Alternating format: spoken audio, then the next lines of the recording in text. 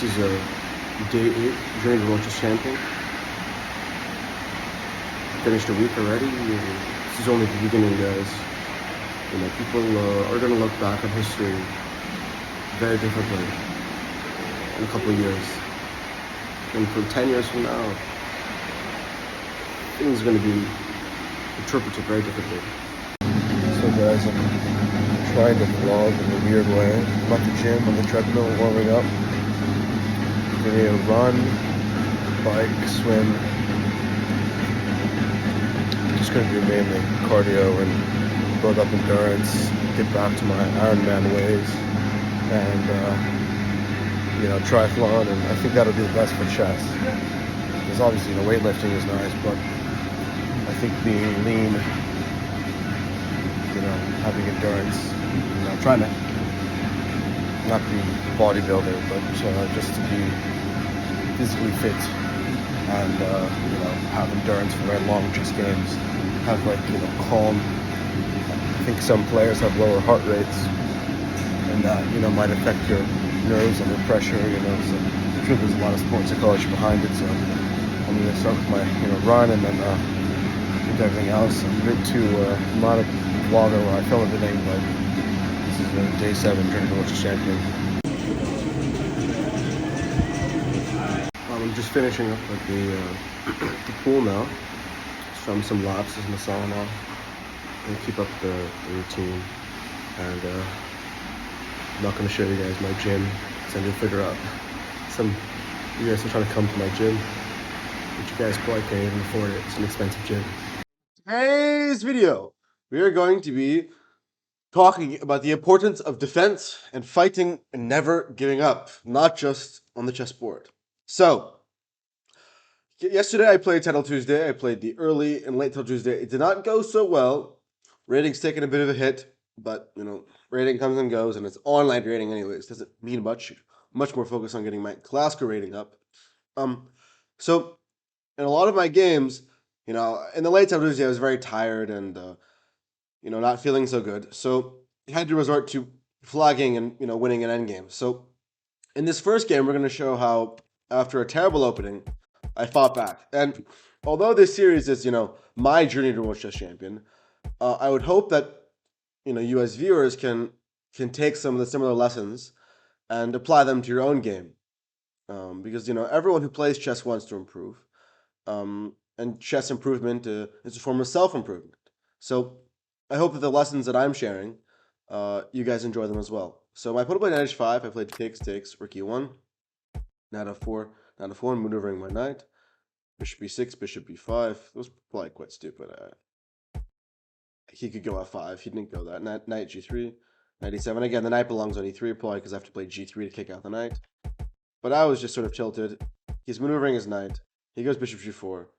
And at this point, I'm already super upset. I should play h3, to stop this.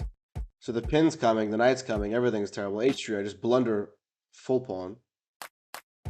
And at this point, I try to recalibrate, refocus, and I'm slowly defending, and then of course I go knight g6, just blundering that he can just go rook g6 and takes. But this is where just the psychological domination comes in. So now my opponent plays a knight g6, and now I play knight f5. And now my opponent played a very, very strong move here. Probably a move that most of you guys would play. I don't know what your ratings are. I don't know what the average rating of my viewers are. I would hope it's higher than Gotham Chess's channel. But here, my opponent played the move knight e7. The point is that you're attacking the knight, but unfortunately, I have this move queen takes g7. And in chess, that's what we call checkmate. And checkmate is where you are attacking the king, and the king has no moves, so you capture the king. Once you capture the king, you win the game. So my opponent seemed unfamiliar with that concept, unfortunately. Next, we're going to go through another game where my opponent, again, made an insane blunder. So you have a very fighting sort of knight-orf, very topsy-turvy. Opponent could have taken, I go queenside. I'm just very reckless play. Eventually, we get to a position, sort of an endgame, where he has an extra pawn, but I'm blockading. And he has these double pawns, so it's hard for him. He wants to go bishop a2, b3, c4. And then if he gets c5, then he has these two connected passers. But it's not so easy for them to do that. So I go h5, I'm going to counterplay, I'm defending, I'm holding.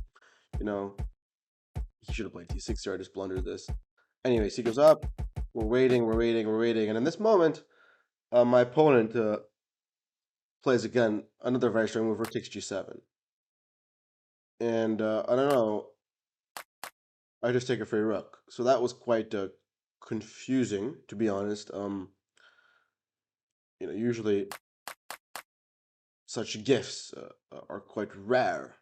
Um, but yeah, so I guess but it shows sometimes in Blitz if you keep fighting, you get rewarded for your fighting spirit. But this is another game where my opponent was rewarded for his fighting spirit. Things went the wrong way. So he played an Adolf. He played sort of usually they go e5, but he went e6, sort of balanced position.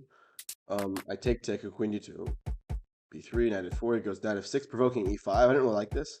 I go rook a1. I wanted to go like bishop f2, c5, or I was expecting this, but he goes c5. I go c4, d4 here. Now we're trading some pieces, and now suddenly I want to bring this. So this is knights are very good positional blockaders. So when you have like a pawn like this, it's a very common motif for the knight to block it, and then to even attack the supporting pawn. So then the knight also protects e5, attacks e5. So the knight comes in, he's attacking, he's trading, and I get a critical moment. I'm getting the king up. Again, the position says equal, but this is not an equal position. Maybe the engine says equal, but I'm slowly making some progress. He has a weakness. I have a potential to break down the pawn structure. He goes 97 here. Obviously with 33 seconds, I really should have found g6. And now it's actually just total domination, but it's a difficult concept, right? To sort of bring the king to h5 and then sort of slowly maneuver and win. But I missed that, and slowly I'm playing again. With time in Blitz, you just have to be patient. You have to keep the game going, wait for your chance. So we get this endgame, everything is okay, and then now I break with b5. I repeat once, and I break with b4, and I win the pawn, and I win a second pawn. And in this position, whenever you're winning, you need to simplify. Like I was thinking, okay, let me just push, but it's the simplest way to win. I could just go here, liquidate the pawns, and I'm just up 3 pawns. So I just really it was not being very practical with my defense. It's just very, very stupid. And suddenly things get out of control. I realize it's a draw, and when I realize that it's a draw, I should just pull the brakes. But typical Hans Niemann, not pulling the brakes, going all in, and I just lose. Here, there's some little bit of technique. I'm trying to avoid it, but eventually the king's own and I lose. So that was quite unfortunate. That was very tilting. This is another game that I defended quite valiantly. Another knight off. Again, e6, but after d5. Takes, bishop g2 here. Bishop g2, takes, castles here. I play queen f3, knight c6, queen g3. And here, I just blundered this move. Like, I should actually take, and I thought he has knight e2, king h2, knight c7. And here I should just play rook f1. The knight's actually trapped. And if you take, again, I'm down a pawn, but I have the 2 bishops. Play knight d5. I didn't like this. And I can take and go, maybe, okay, you can have a very cute repetition like this, but opposite color bishop's going to be very difficult to win. So then I'm just down a pawn. And then I mouse slip rook bishop to e1. I wanted to play rook here, but I just completely mouse slip. And again, my opponent's taking some time. I'm trying to keep the position alive. Finally, I'm getting counterplay.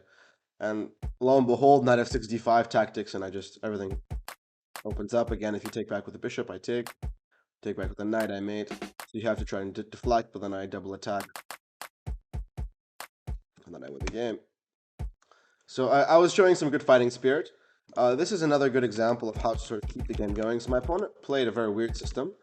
Whenever you see knight f3, d5, you just psychologically assume that g3 is coming. So when I saw knight c6, I just instinctively was like knight c6, and I just didn't really process. I wasn't paying much attention. I was clearly tired. So we get like a sort of London setup. I'm on the better side of London, and everything's okay. But I should have taken this. I don't know why I didn't take this. Like I should just double the pawns. I played a bit too soft. He traded a bit too many pieces, and eventually, I started realizing like everything's liquidating. He's getting some activity, and we get to an endgame. All the pieces are traded. So here, it's a difficult position for me. I go knight b1. He trades my bishop. Thankfully, he I have some slight pressure here. Like he goes here, I can go h4. Again, obviously in a classical game, you would never expect to win such a position. But in a blitz game, when there's a big gap in sort of strength, you can really try to, you have some small ideas, right? You have the rook on h7, maybe you can go h3. You have to take it like step by step. But for example, let's say here just plays h3, and he just sits. Like, how do I win? I have to go maybe like king here, f6 there, maybe like f5, f4. I can try, and I at least have something. But sometimes you have to really do. So he plays f4, which is a weakness. Now he gives me the entrance square to f5. Again, he makes a mistake. He should go rook s7 restricting. Okay, my idea was maybe to go like just go here like h3, double pawns, but still very difficult. He goes here, small mistake. King comes up. Now it's already tricky, right? If you go here, here, I'm winning a pawn, right? If you go here, the king comes in. You've got some problems, right? So you already have to sack a pawn. It's a psychological blow. So if he goes up, I go in. I'm taking the pawn. I go here, and I push. This was good. And then here, I should just take. It's hard to understand, but I just have to push and always like queen first. So this was poor form for me, also with 45 seconds against 1.7 seconds. I shouldn't move immediately. And then here he actually has a draw somehow, or maybe it's not a draw. Oh, high depth is actually wow. What I did is actually winning as well. Wow. Yes, this is okay. So what I did, my intuition was correct, but yeah, it's also winning. Like if f5, yeah. So for example, g5, I just go d2, rook d6, and now king d3. And if here, rook a6, wow, king e3. And if takes, I give a check here, check in here. Some crazy rook endgame stuff. So on a stronger engine, it's actually winning. But now I queen with check and I win the game. So this was a very nice game. So obviously, Title Tuesday did not go as well this time. A bit distracting to have to be in this Zoom and not be able to listen to music. So I think, as you guys could see, Hikaru and all the streamers can wear headphones, but if you're in the Zoom, you can't. So it's not obviously not headphones, but listen to music with a speaker. I don't know why not. Also, guys, I'll show you. I've bought a new camera, and it shows a camera from 4 angles. So people are talking about these new regulations, these 2 camera setups. I went and bought a camera with 4 angles. So you guys will get 4 angles all around to watch me while I play. So I hope that is enough to soothe your minds. And maybe we should mandate this 4 cameras for everyone. So, guys, thank you. Day 7, Jordan Roach is champion. Hope you guys enjoyed the insights into my gym routine, my daily routine, my training routine, going the books that I'm reading, and I hope you guys are following along with your training. This is not just chess improvement. This is self-improvement.